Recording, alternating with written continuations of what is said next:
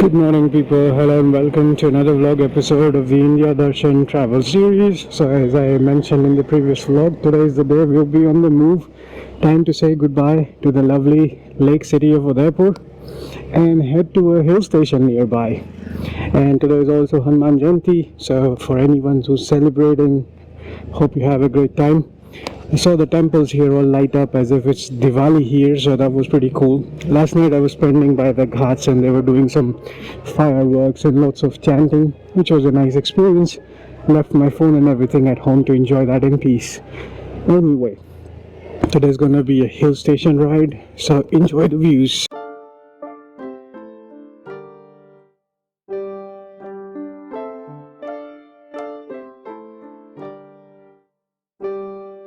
So the destination for the day, there's no point playing suspense because I know you guys are smart and you're gonna check it out in the thumbnail and title anyway. It's gonna be Mount Abu. It's a hill station in Rajasthan, and given its high altitude, it's gonna be likely cooler than here, because here it's like 40 degrees is just normal here and it's not even summer yet. So we're gonna go climb some altitude and enjoy some heat, time off the heat, I guess, around 25 something degrees perhaps. And yeah, these streets in the morning are completely empty, but the same streets at nightfall are completely packed with people, and they have so many ghats around. It's so cool to just walk around anywhere you feel like. See, that's another ghat, Shakarkui Ghat, I think.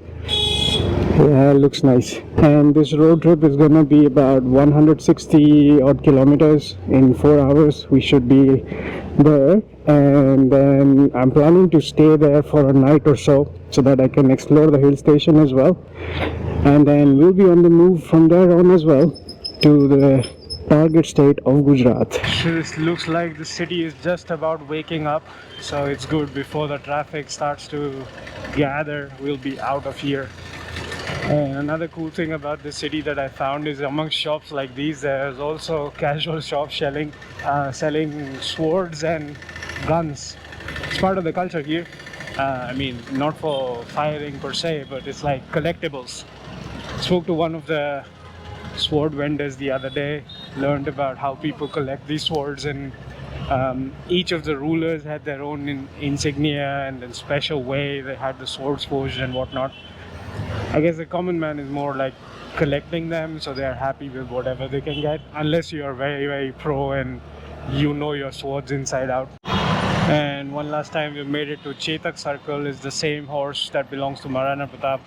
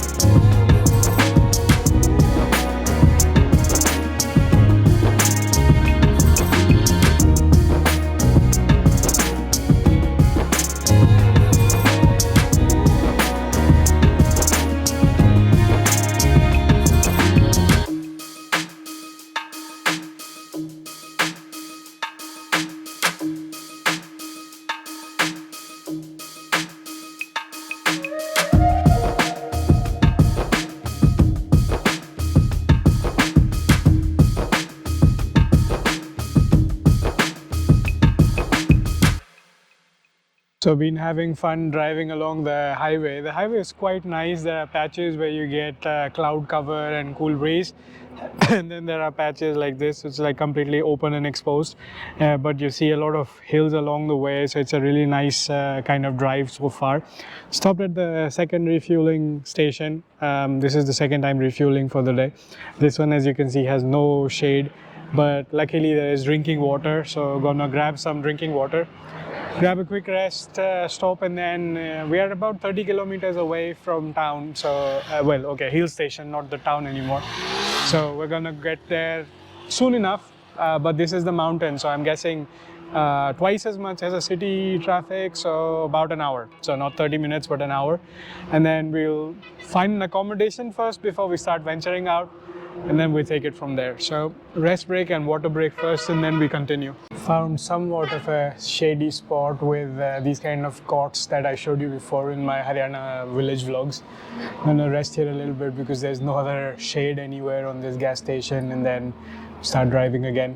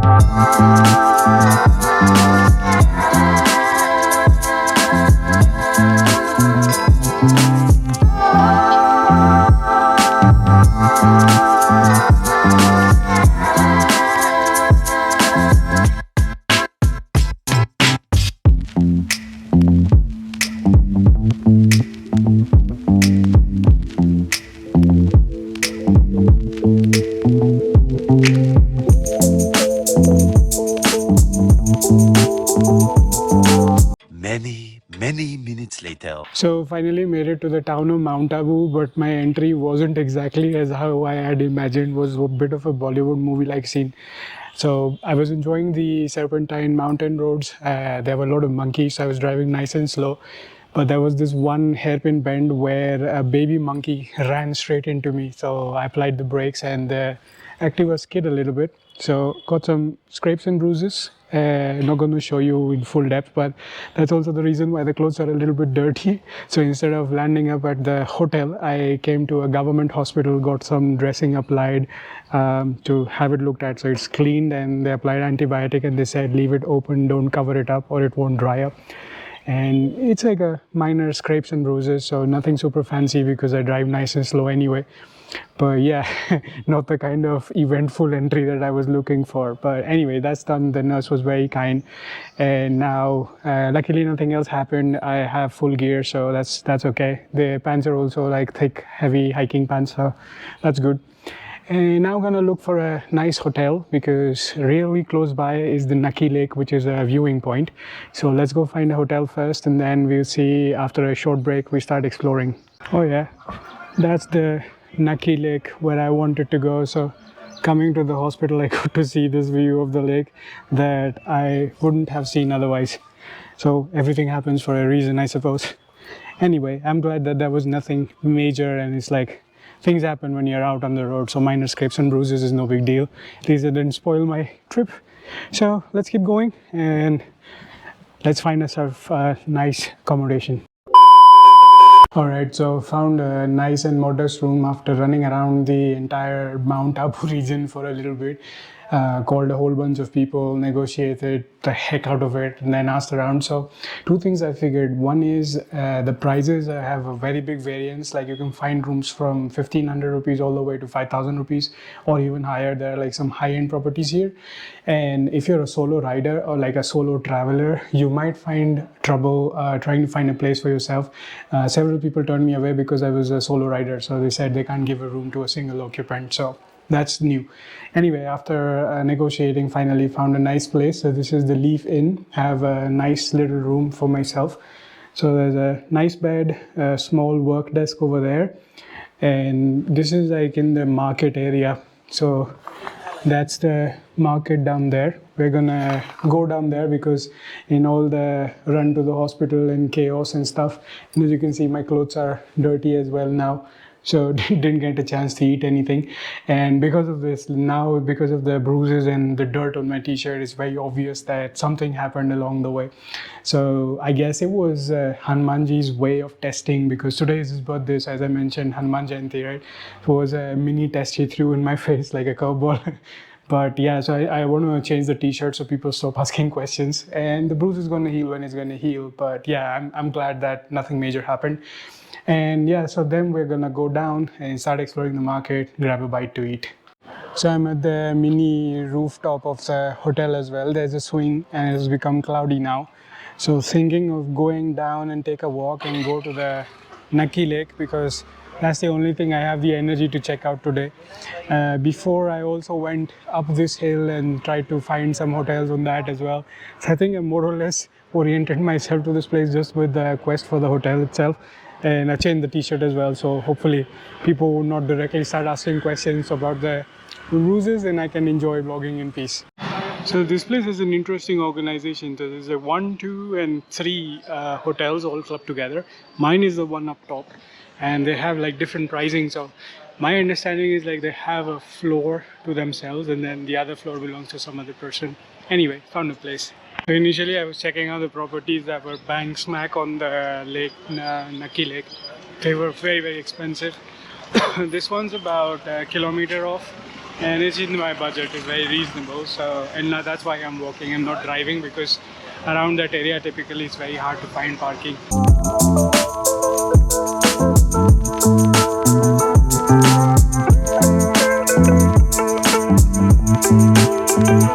So you can see there's so many places to check out. There is Nakki Lake, bunch of temples, Sunset Point. I was told there's also a Lover's Point, couple of hospitals, more mandirs. So yeah, and the Guru Shikhar is the highest peak of Rajasthan, so we're gonna do that tomorrow perhaps. But today this looks like a good place to dine at, so we're gonna grab a bite to eat and then continue onwards to go to the lake. This is the route to the Nakki Lake.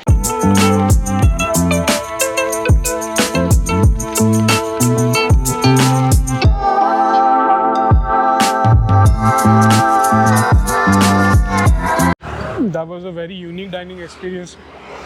You saw that green colored box that they give you.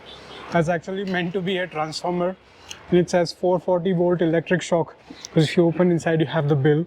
And I think they have a Gujarati influence, like menu is written in Gujarati as well. But on the premium side, but very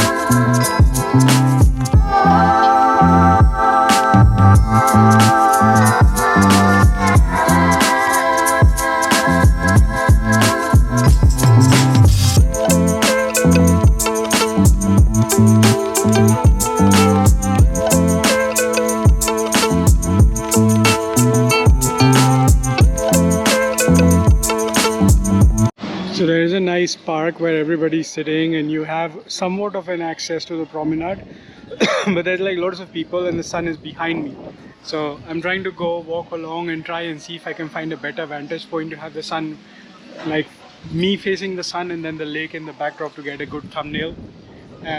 Maybe I can avoid some people as well in the process. Found an awesome spot. Barely anybody on this side. Still have a good access to the Nakki Lake. At least the views from here. And it's very peaceful out here. I only see one temple over there. And this is the path that I'm walking on. Let's see if we can go slightly further up and then see a slightly different view. But I'm loving the view of the Nakki Lake. So quiet and peaceful.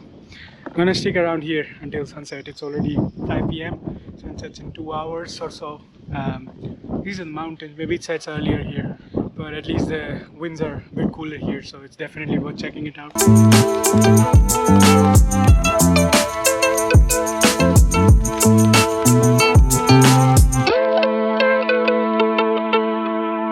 Myself a nice walking promenade that is somewhat of an underrated gem out here.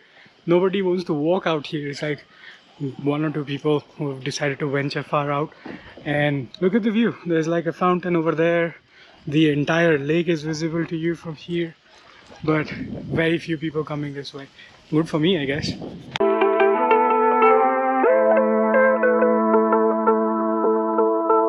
They have also made these kind of benches along the way, which are really nice. Not sure if they're very comfortable because it looks like it's made out of granite stone. So maybe your ass will go numb after sitting for a while, but I guess I'm okay. I take that over any other sort of pain after the incidents for today. So I'm gonna rest up here and check out the sunset vibes. Other than that, I don't have a whole lot much to do today.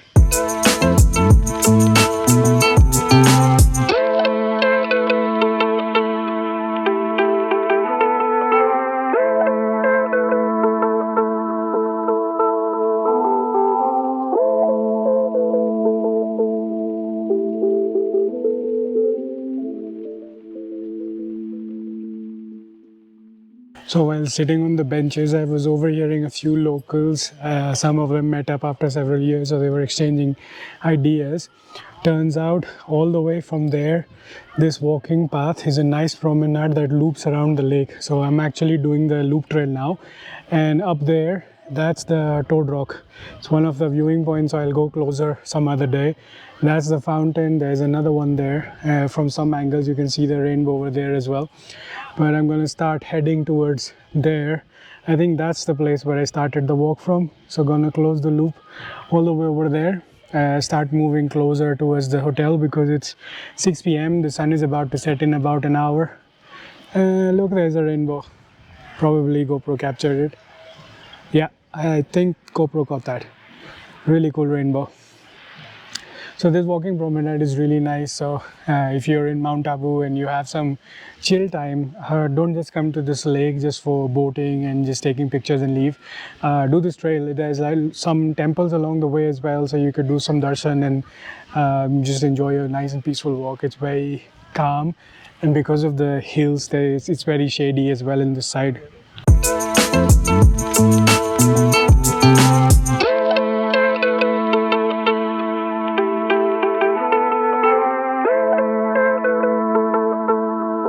Alright, so with a beautiful sunset view of the Nakki Lake, I'm gonna sign off. This was my first vlog from Mount Abu. We still have a whole lot of places to explore aside from the Nakki Lake. Some of them are on the hill right there, the Toad Rock and stuff, where you can see an aerial view of the Nakki Lake. So we're gonna start exploring in the next vlog. Until then, this is the Rustic Wanderer signing off. See you again the next time.